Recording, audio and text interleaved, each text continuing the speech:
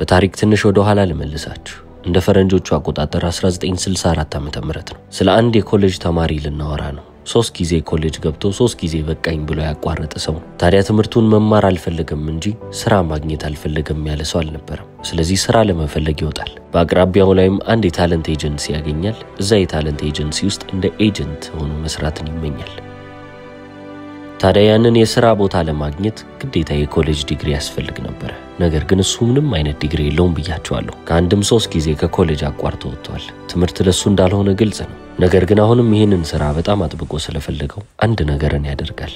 መስሪያ ቤቱ ያለበት ህንጻ ላይ አንድ የፖስታ ቤት ድርጅት አለ። ታዲያ እዛ ፖስታ ቤት ውስጥ ስራን ፈልጎ ይገባል። ዲግሪ ስለማያስፈልግ የፖስታ ሳጥን ክፍል ውስጥ ቀጠሩት። ታዲያ እዛ መስሪያ ቤት ውስጥ በሚሰራበት ሰዓት ላይ ኤጀንት መሆን ስለሚፈልግ ወደ ታለንት ኤጀንሲው የሚመራውን አንድ ደብዳቤ ለመስሪያ ቤቱ ያስገባል። ደብዳቤው ላይም እንዲህ ብሎ ጽፎ ነበር። እኔ ከዩሲኤልኤ ተመርቄ ነው የወጣሁት አለ። ከዩኒቨርሲቲ ኦፍ ካሊፎርኒያ ማለት ነው። ይህም ዩኒቨርሲቲ ደግሞ ከመስሪያ ቤቱ ላይ በምን ያህል ርቀት ላይ ነው የሚገኘው ካላችሁ 5 ኪሎ ሜትር ብቻ ነበር። ታዲያ በዛን ወቅት ቀጣሪው ድርጅት ያንን ሰው ከመቅጠሩ በፊት መጀመሪያ የምርሚያ ሰው እዛ መማሩንና ለመማሩን ማረጋገጥ ይፈልጋሉ። ስለዚህ ወደ UCLA አንድ ደብዳቤ ይልካሉ። እገሌ የሚባል ግለሰብ ወደኛ መስሪያ ቤት መጥቶ አፕላይ አድርጎ ነበር።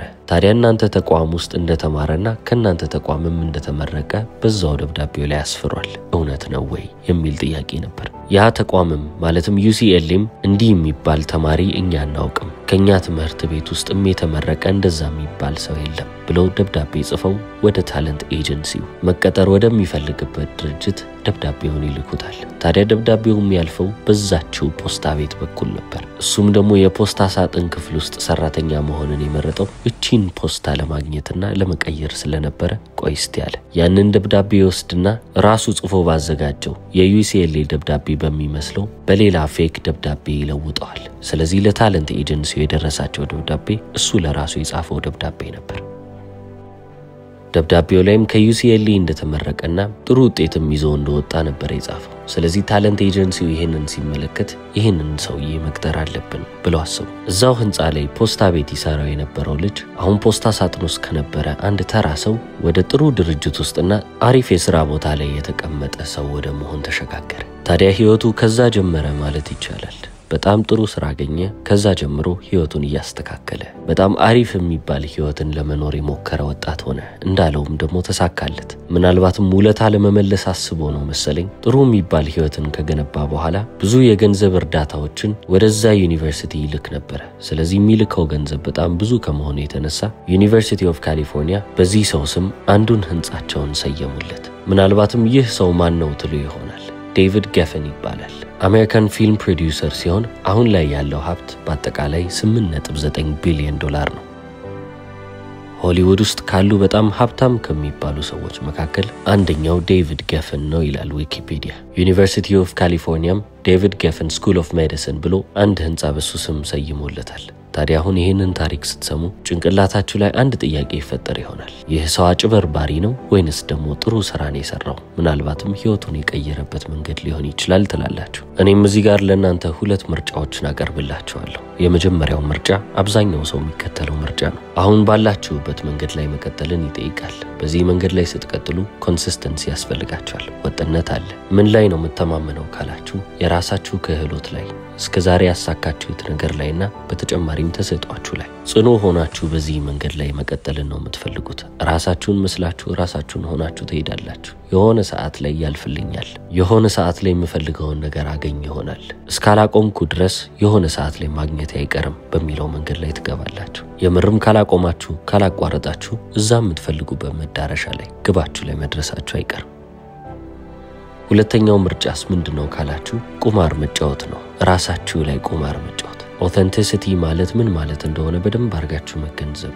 እናንተን ልዩ የሚያረጋችሁ እናንተ የሚያረጋችሁ ነገር ምንድነው? ከዛ በተጨማሪም ደግሞ ስለ ፐርሰፕሽንም በደንብ ማወቅ አለባችሁ። ሰዎች እናንተን እንዴት ነው የሚያዩአችሁ? ሰዎች የሚያዩበትን አንግል ፈልጋችሁ ያንን አንግል ማስተካከል። እንዴት እድሎችን መውሰድ እንዳለባችሁ በደንብ አርጋችሁ መማርና ካስፈልገም ደግሞ ስነ ምግባራዊ የሆኑ የኔ ቫልዩዎች ናቸው፣ የኔ ስነ ምግባር ነው፣ እኔ የቆምኩበት ነገር ነው ወይንም የማምንበት ነገር ነው ብላችሁ የምታስቡት ነገር አንዳንዴ መቀናቀንን የሚጠይቅ መንገድ ነው። ታዲያ ይህ ሁለተኛው መንገድ ማጭበርበር ሊመስል ይችላል፣ ነገር ግን አይደለም።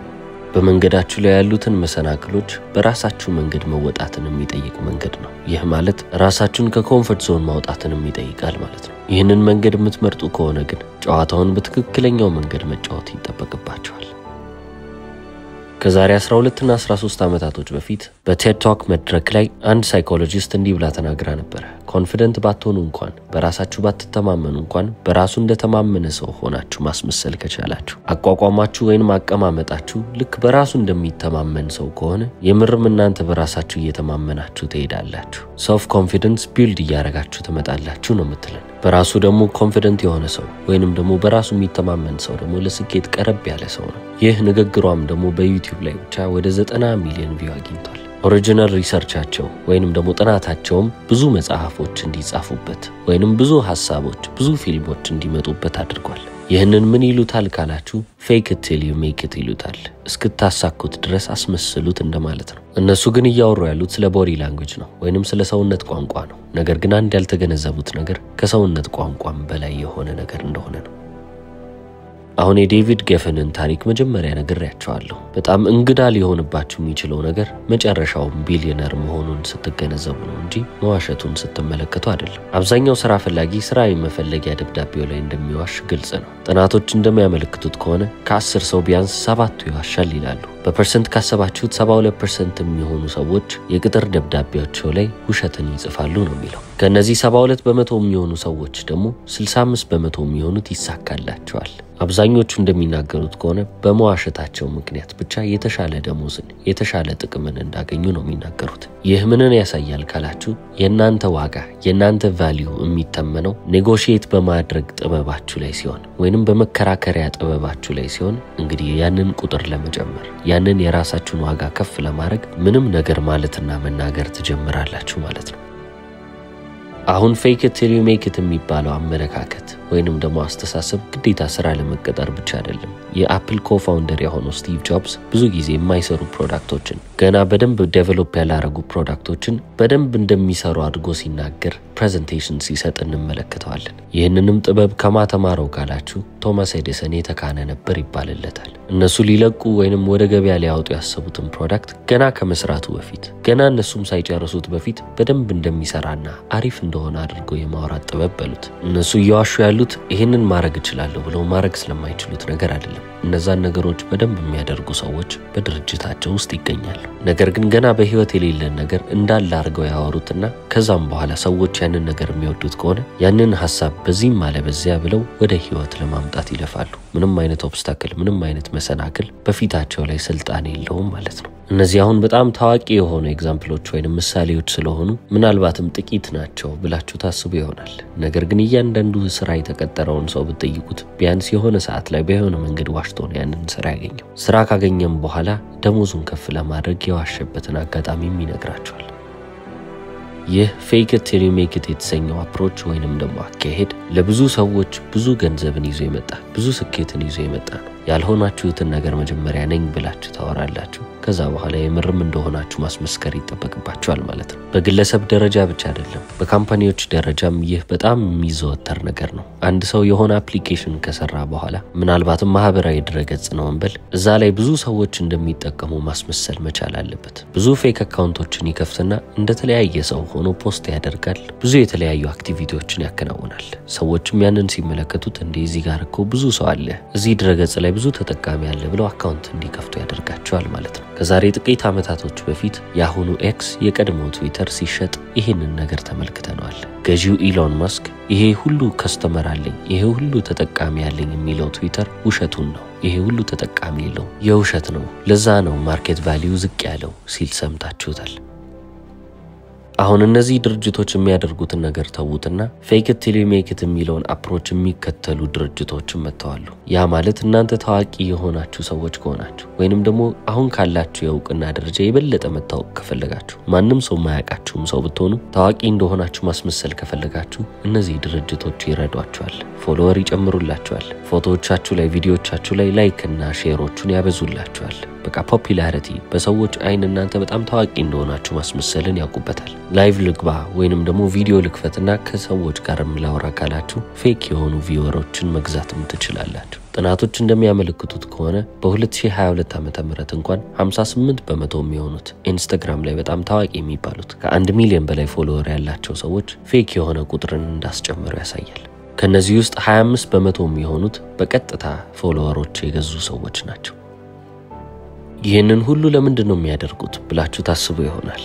ቀላል ምሳሌ ልስጣችሁ። ይህንን ቪዲዮ እዚህ ቻናል ላይ ስትመለከቱት ቻናሌ 100 ሰብስክራይበር ብቻ ቢኖረው ሰብስክራይብ ለማድረግ ምንም አይነት ፍላጎት አይኖራችሁ። ነገር ግን 1 ሚሊዮን ፎሎወር ቢኖረኝ 1 ሚሊዮን ሰብስክራይበር ቢኖረኝ ኖሮ ዘላችሁ ፎሎ ታደርጉ ነበር። ምክንያቱም ይሄ ሁሉ ሰው የሚከተለው በምክንያት ነው ብላችሁ ታስባላችሁ። አይምሯችሁ ውስጥ ስነ ልቦናዊ የሆነ ለውጥ ይከናወናል። ይህ ሰው የሆነ ነገር ኦፈር ቢያደርግ ነው ይሄ ሁሉ ሰው የተከተለው፣ በጣም ጠቃሚ በጣም አስፈላጊ ስለሆነ ነው ብሎ አይምሯችሁ አውቶማቲካሊ ዲሳይድ ያደርጋል፣ ይወስንላችኋል። ይህ ሶሻል ፕሩፍ ይሰኛል። ሰው የሚፈልገው ሌላ ሰው የወደደውን ነገር ነው። በባዶም የሚሰራ ነገር አይደለም። አብዛኞቹ ትላልቅ የምትሏቸው ድርጅቶች ይህንን ነው የሚያደርጉት። ሙዚቀኞች ሙዚቃቸው ምን ያህል ጊዜ ስትሪም እንደሚደረግ ምን ያህል ጊዜ እንደሚደመጥ ይዋሻሉ። ታዋቂ የሚባሉ ኢንፍሉዌንሰሮች ብዙ ተከታይ ያፈሩ ሰዎች እንዳለ አሁንም ተከታይ ያፈሩ የውሸትም ቢሆን እያስጨመሩ የሚሄዱት ለምንድን ነው ካላችሁ እነሱ ብዙ ተከታይ ያላቸው ማለት ብዙ የማስታወቂያና የስፖንሰርሺፕ ገቢ ያገኛሉ ማለት ነው። ስለዚህ አትፈርዱባቸው። ሀብታም ሳትሆኑ ሀብታም እንደሆናችሁ ማስመሰላችሁ የሚጎዳችሁ ዘመን ላይ ናችሁ። ምንም ሊጠቅማችሁ አይችልም። ምናልባትም ችግር ብቻ ይስብባችኋል። ነገር ግን ኢንፍሉዌንሰር ከሆናችሁ ስራችሁ ሶሻል ሚዲያ ላይ ከሆነ እናንተን የሚያበለጽጋችሁ ብቸኛው ነገር ያልሆናችሁትን እንደሆናችሁ አድርጋችሁ ማስመሰል ብቻ ነው። ለዚህ ነው ብዙ ወንድ ኢንፍሉዌንሰሮች ካላቸው ገንዘብ በላይ እንዳላቸው ለማስመሰል የሚሞክሩት። ለዚህ ነው በጣም ብዙ የሚባሉ ሴት ኢንፍሉዌንሰሮች ካሁን ካላቸው ውበት በላይ ቆንጆ እንደሆኑ ለማስመሰል የሚታገሉት። ሁሉም ነገር አምፕሊፋይ እየተደረገ ነው ሄደው እየተባዛ። ውጪ ሀገር ያሉትን ራፐሮች ተመልከቷቸው። የሌላቸውን ገንዘብ አለኝ ይላሉ። 10,000 ጠላቶች የተቃጠሉ ይላል። ይህንን የሚለው አንድም ጠላት የሌለው እናቱ ቤት በሰላም የሚኖር አንድ ራፐር ነው። ስለዚህ እዚህ ዓለም ላይ ፌክ ኢት ቲል ሜክ ኢት የሚባለው አካሄድ አፕሮቹ በደንብ ይሰራል። ነገር ግን የምትዋሹትንና የምታታልሉትን ሰው በደንብ አድርጋችሁ ማወቅና መረዳት አለባችሁ። በጣም ትላልቅ የሚባሉ ድርጅቶችንና ባለጸጎችን የምትዋሹና ያልሆናችሁትን እንደሆናችሁ አድርጋችሁ የምታስመስሉ ከሆነ ምናልባትም ብዙ መዘዝን ወደ ቤታችሁ ታመጡ ይሆናል። ነገር ግን የምትዋሹትን ሰው ለይታችሁ ካወቃችሁ ዋጋችሁም ደግሞ በምላሳችሁ ላይ የሚተመን ከሆነ ግዴታ ምላሳችሁን ተጠቅማችሁ የራሳችሁን ዋጋ መጨመር ይጠበቅባችኋል። ቻርሊ ጃቪስ የተሰኘች አንድ ሴት አለች። ድርጅቷን ለጄፒ ሞርጋን ነው የሸጠችው። ነገር ግን ስትሸጥላቸው 4 ሚሊዮን ከስተመር አለኝ ብላ ነበር። ፌክ የሆነ ዶክመንት ሰጣ። የነበራት ትክክለኛ የሚባለው ደንበኛ ቁጥር ግን 300,000 ነበር። ድርጅቷንም የሸጠችው በ175 ሚሊዮን ዶላር ነበር። እንግዲህ ያታለለችው ትላልቅ ባንኮችንና ኢንቨስተሮችን ስለነበረ አሁን በክስ ውስጥ ቁጭ ብላለች። አሁን የምርም እሷ አታላለች አጭበርብራለች ከተባለ እስከ 100 ዓመት በእስር ልትቆይ ትችላለች። አሁን ታዲያ ይሄ ፌክ ኢት ቲል ሜክ ኢት የተሰኘው አፕሮች እስከ መቼ ድረስ ነው መቀጠል የሚችለው? ስቲቭ ጆብስን ከሌሎቹ ከታሰሩት ሰዎችና ካልተሳኩላቸው ሰዎች የሚለየው ነገር ምንድነው ካላችሁ knowing when to stop ይሉታል። መቼ ማቆም እንዳለባችሁ ማወቅና መረዳት ይጠበቅባችኋል። በተጨማሪም የምትዋሹበት ነገር ብዙ መዘዝ የማያመጣባችሁም ነገር መሆን መቻል አለበት። የሰውን ህይወት አደጋ ላይ የሚጥልን ነገር ወስዳችሁ እያዋሻችሁ የምትቀጥሉ ከሆነ ምናልባትም ትልቅ ችግር ውስጥ የምትገቡ ሰዎች ነው የምትሆኑት። ነገር ግን ስራ ለመቀጠር የሌላችሁ ነገር አለኝ ብትሉ ወይንም ደግሞ ይሄንን ተመራያለሁ ብትሉ ማንንም ሰው እየጎዳችሁ እየጣላችሁ አይደለም። እናንተ የምርም ማግኘት የምትፈልጉትን ነገር ለማግኘት እየሞከራችሁ። ይህም ቢሆን ግን የሥራው ሁኔታ ይወስነዋል። ዶክተርና ፓይለት ሆናችሁ እንግዲህ ማብረር እችላለሁ፣ ሰውን ቀድጄ መስፋት እችላለሁ አትሉ። ግን ግዴታ ማዋሸት ብቻ አይደለም የሚጠበቅባችሁ። ራሳችሁን ከሆናችሁት በላይ አድርጋችሁ ማቅረብ መቻል ይጠበቅባችኋል። ያ ማለትም በራሳችሁ ማትተማመኑ ከሆነ እንደሚተማመን ሰው ሆናችሁ መቅረባችሁ ፌክ ኢት ቲል ሜክ ኢት ያስብለዋል። ብቻ በዚህም ማለት በዚያ ያ መንገድ እናንተን የሚለውጣችሁ መንገድ ሊሆን ይችላል። አጨዋወቱን ካወቃችሁበትና በደንብ ከተረዳችሁ። ምክንያቱም በጣም ትንሽ የምትባለው ወይንም አጭር የምትባለው አንድ ቃሉላ ስለ ራሳችሁ ስለ ማንነታችሁ ብዙ ነገርን ትናገራለች። ሰዎችም እናንተን የሚመለከቱበትን ነገር ፈጽሞ የሚለውጥ ነገር ይሆናል። ብዙ ዩቲዩብ ቻናሎች ስትመለከቱ እኛ እያሉ ሲያወሩ ትሰማላችሁ። እኛ ይሄንን ቪዲዮ ስናቀርብላችሁ ለእንደዚህ ብለን አስበን ነው ይላሉ። እኛ ሲሉ በጣም ብዙ እንደሆኑና አንድ ነገር ላይ በጣም ብዙ ሰው እየተሳተፈ እንደሆነ እየለፉበትም እንደሆነ የሚያሳዩ የሚያመለክቱ ይመስላሉ። እኛ የሚሉት ከሰዎች አመኔታን ለማግኘት ነው እንጂ እነሱ የምርም ብዙ ሆኖ አይደለም። አንድ ሰው ነው ከዛ ቻናል ጀርባ ያለው። ሁሉም ነገር ኢሉዥንን ይፈጥርላቸዋል። እውነታ ያልሆነን ነገር ግን እውነታ እንደሆነ ማስመሰል ማለት ነው። ክሬዲቢሊቲ ያመጣላቸዋል ማለት ነው። እኔ አሁን እኛ እያልኩ ባወራ እኛ እዚህ ቻናል ላይ ይሄን ያህል እየሰራን ነው ብል እናንተ የበለጠ እኔን የማመን እድላችሁ ከፍ እያለ ይመጣል። ምክንያቱም ክሬዲቢሊቲ ነው የሚያመጣው። ብዙ ሰው ተሳትፏል፣ የብዙ ሰው እጅ አለበት። ስለዚህ የምርን ባዳምጥና በሰማይ ይሻላል ብላችሁ የማዳመጥ እድላችሁን ከፍ እያደረጋችሁ ትመጣላችሁ። ፌክ ኢት ቲል ዩ ሜክ ኢት በተሰኘው መንገድና በማጭበርበር ላይ ያለው መንገድ በጣም ቀጭን ነው። ስለዚህ ያቺን ነገር በደንብ አርጋችሁ መጫወት መቻል አለባችሁ። አጭበርባሪ ሳትሆኑ በመጨረሻም በህይወት የምትፈልጉትን እያንዳንዱን ነገር አሳክታችሁ ራሳችሁን በጣም ጥሩ የሚባል ቦታ ላይ ልታስቀምጡ የምትችሉበትን እድል መፍጠር ትችላላችሁ። እንግዲህ ለዛሬ ይሄንን ነው ማለት የምችለው። እስከ መጨረሻው ስለተከታተላችሁ አመሰግናለሁ። ቻው።